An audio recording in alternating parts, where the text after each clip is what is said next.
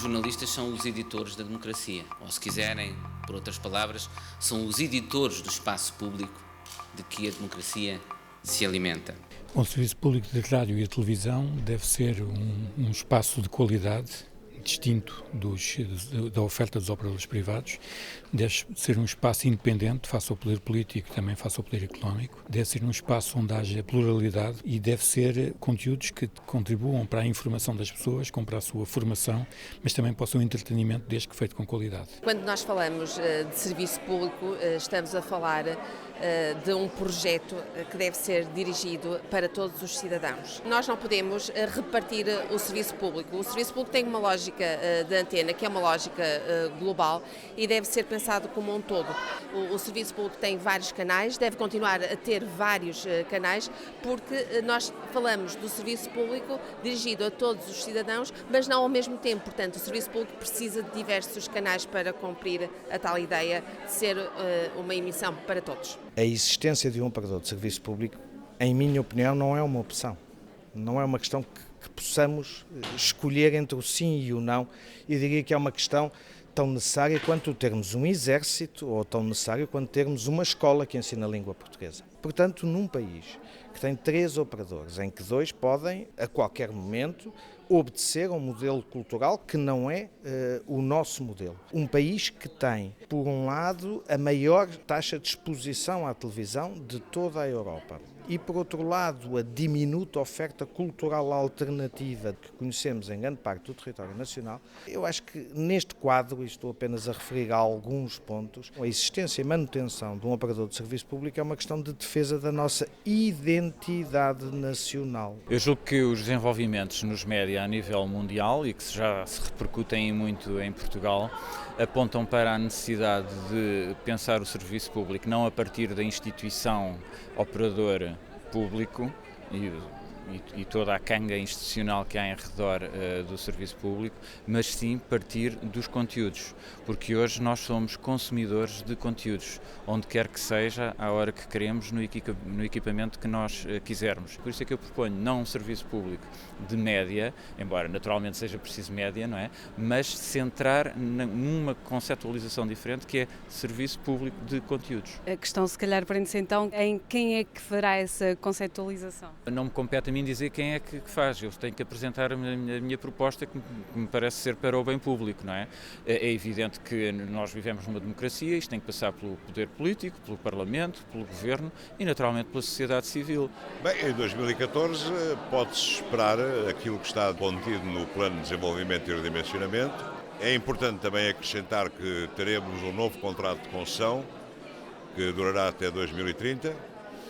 Teremos também um novo modelo de governance e, enfim, são alterações, mas que são alterações necessárias precisamente para dar uma estabilidade ao serviço público. Public service has been defined in a variety of ways in different countries, but I think probably the best overall understanding of it is media that has an ethic of social responsibility. If you think about the different ways media systems are organized, you find that there is at least 3 or 4 different approaches, and we're all familiar with the commercial, private commercial approach, and there's nothing wrong with that, but it tends to be focused in its priorities on making a return on the investment, whereas public service is generally a not-for-profit. It therefore is paid for with public money and it has a social responsibility. Eu sempre defendi que o financiamento do serviço público devia ser feito com a maior transparência possível.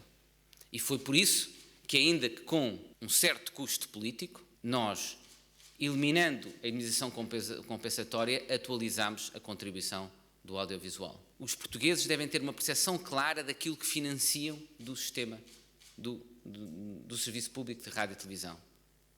E, em segundo lugar, entendo que uma forma menos transparente de financiamento do serviço público de rádio e televisão, como é a transferência orçamental, que pode variar anualmente, ser regulada anualmente pelos governos, cria desde logo um mecanismo possível de dependência do serviço público face ao governo, face ao poder político. Nesta mesma linha de transparência e de independência, nós estamos a promover um novo modelo de governo para a RTP, que assenta numa proposta de estatutos que será conhecida muito em breve, mas que, como eu já adiantei, tem como ponto principal a existência de um Conselho Geral independente, que será quem designará o Conselho de Administração e perante quem o Conselho de Administração responderá.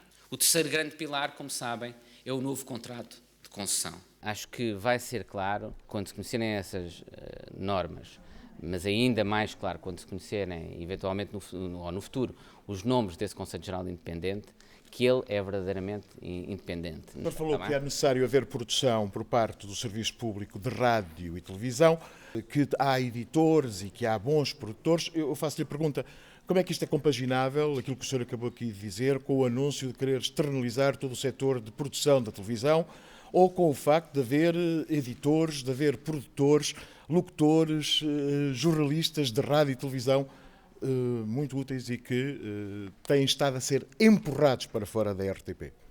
Há duas questões diferentes aí. A primeira é, como eu tenho também dito, uma das orientações estratégicas do novo contrato de concessão será o papel que o Serviço Público deve ter em termos de dinamização do mercado audiovisual independente. Isso não significa, e está claro mesmo na proposta inicial, no projeto inicial de contrato de concessão, que a RTP não tenha produção. No que diz respeito à RTP2, quais são as alterações a que se está a referir? As alterações imediatas é que vamos ter uma grelha mais orientada para aquilo que a RTP2 é atualmente. Ou seja, um canal pluralista, mas segmentado. E isso vai ser feito de uma maneira mais coerente, que será depois apresentada em fevereiro, mas sobretudo socorrendo-se muito mais da criatividade portuguesa. Não quero também deixar de salientar a importância que os serviços internacionais vão ter também no futuro. Também está preparado uma apresentação do que vai ser, vai haver muitas modificações que eu não vou revelar, mas que vão ser feitas em janeiro. E depois há uma mudança, como eu dizia, de mais fundo, que decorre do contrato de concessão. É preciso não esquecer que o contrato de concessão prevê um canal de informação da televisão de serviço público em sinal aberto e é questão de temporizar e pôr isso num calendário e ver quando é que conseguimos lá chegar. Mas isso não impede que no curto prazo, para 2014, continuemos com o nosso programa e no que diz respeito à rádio é continuar o bom trabalho que está a ser feito até agora. A RTP1 é continuar com o nosso programa e, de facto, voltar a trazer à 2 uma dignidade que, de certo modo, perdeu nestes últimos tempos. Acho que o atual governo tem tido soluços de pensamento sobre esta matéria. Começou mal. Começou com um programa que indicava de facto a privatização do operador de serviço público ou a sua concessão total ou parcial. Procurou corrigir, faça-se justiça. O problema é que quando estava quase a chegar a um ponto qualquer, mudou o ministro e o filme voltou à estaca zero. Eu perguntava-lhe só, a 1 ano e meio de terminarem um mandato, esperam sinceramente conseguir concluir um caso que o próprio governo criou, que é o caso RTP? O Serviço Público de Rádio e Televisão tem desafios muito importantes hoje. Tem desafios muito importantes a nível europeu, não apenas em Portugal. E são desafios que estão relacionados com os desafios que a própria comunicação social em geral tem num contexto que é um contexto de novas plataformas de distribuição, de constrangimentos financeiros importantes. E o que nós estamos a fazer, o que este Governo está a fazer, é uma reforma profunda, que eu penso que é uma reforma que vai ser marcante para o Serviço Público de Rádio e Televisão. Conseguirá ser feita no ano e meio? Essa reforma vamos fazer em muito menos de ano e meio. Em poucos meses, estamos neste momento já a completar os 3 pilares fundamentais dessa reforma. Estar neste momento a desenhar uma reforma com o impacto que tem a resposta a algumas destas questões que eu referi, é estar obrigatoriamente a olhar para um horizonte temporal que não é de 1 ano, que é de vários anos. Como este governo tem mais 1 ano e meio de funções, eu acho que deveria ter a humildade de pensar à medida do seu horizonte de vida e não para lá dele. The key question that every society has to answer is, what do you expect your media system to do for you, and what do you expect it to be? My recommendation is that the highest amount of service and the best overall quality of service comes when you have a relative balance between a public service and a private commercial approach. And I'm completely opposed to state broadcasting. I also think, however, that in many societies it's very useful to create a third area, which is community-related media, community broadcasting, for example.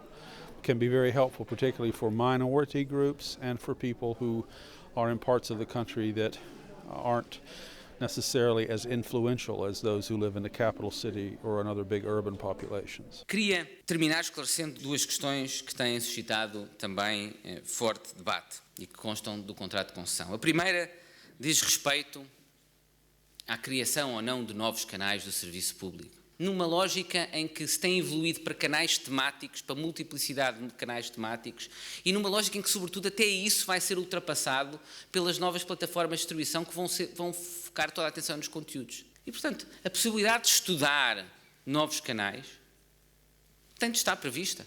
O outro ponto que tem suscitado discussão tem a ver com a TDT, a televisão digital terrestre. Portugal é o país que menos canais oferece a TDT. Isto não é aceitável. Eu incentivei, e sei que está para muito breve, a abertura da discussão pública sobre o futuro da TDT pela ANACOM e a ERC, que são as outras entidades com competência nesta matéria. Penso que, com o contrato de concessão, com os estatutos, com o novo modelo de financiamento, estamos a fazer uma reforma profunda do serviço público dos mídias.